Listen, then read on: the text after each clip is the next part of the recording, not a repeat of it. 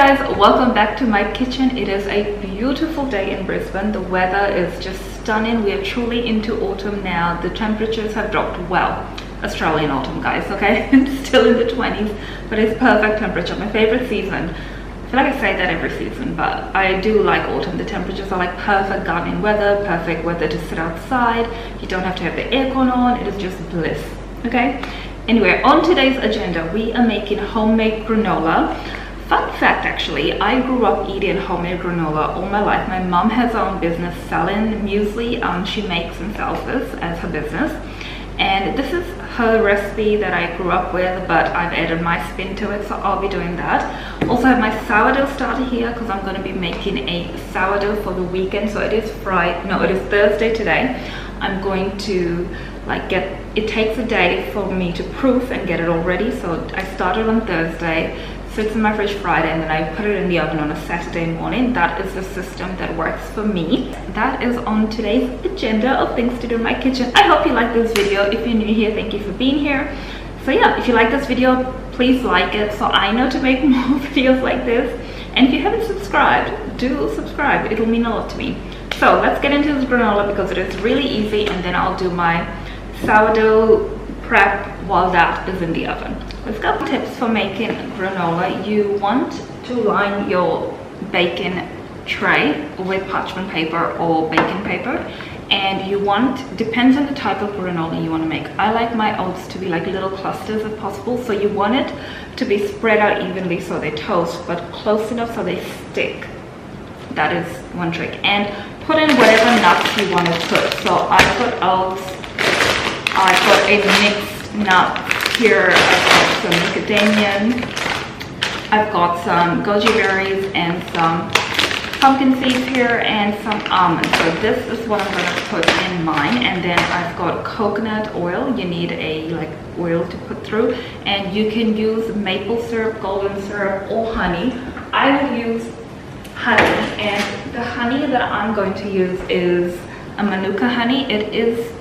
It was a bit pricey if I'm being honest, but it is a manuka honey, and you can do your research about manuka honey. It is a really good one. It is harvested, tested, certified, and packed in New Zealand. It's a UMF of 10 plus, MGO 263 plus.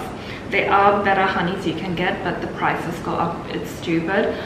So this is the honey I'm going to use, and I may get in trouble for using so much of it, but it is here to use. I shall use it.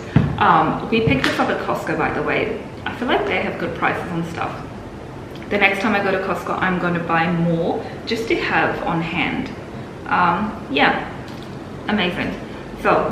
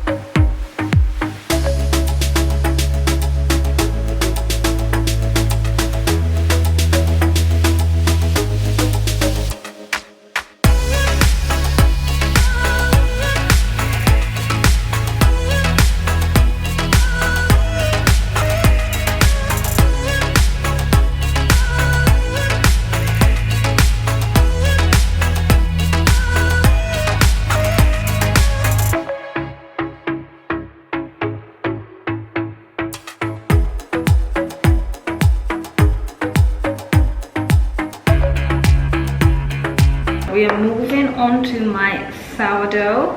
I am going to be using this bowl that has lined measurements so I can see when it has doubled. Now this is a very simple recipe. You need either 50 grams or 100 grams of sourdough starter. I like to use 100 grams. I'm gonna hold that in. There we go. I use very loosely follow recipes, and that is my problem with sourdough. You actually can't do that. You have to follow the recipe exactly. So do that, and everything has to be measured correctly. Okay, I need to get 75 grams of warm water. Perfect. And you give that a mix. Put that back on. Zero my scale out. Then you need 500 grams of bread flour. And then I like to do salt. You will need about 9 to 11 grams of salt. So how salty you like it. That is it, you guys. And this I got off Amazon. It's like it came with my sourdough kit that for Christmas I asked for a sourdough kit. You know you've aged when that's what you want for Christmas and not a handbag.